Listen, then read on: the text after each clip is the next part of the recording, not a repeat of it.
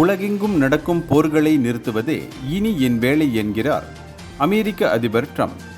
அடுத்த என் வேலை ஆப்கானிஸ்தான் பாகிஸ்தான் இடையேயான மோதலை நிறுத்துவதுதான்.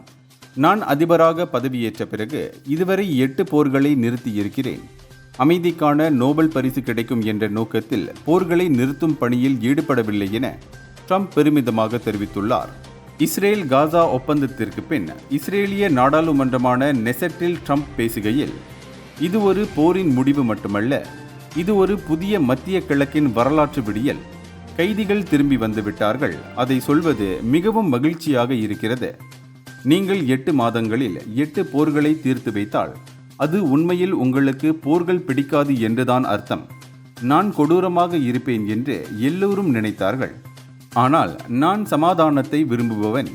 அனைத்து போர்களையும் நிறுத்துவதில் நான் உறுதியாக இருக்கிறேன் என்று அவர் பேசினார்.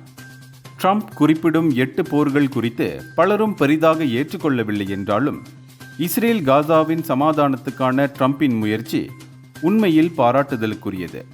தினமும் இரத்த களரி நிறைந்த ஒரு போர் பூமியில் வெள்ளை பூக்களை மலர வைத்திருக்கிறார் ட்ரம்ப் என அவருக்கு வாழ்த்துகள் குவிகின்றன.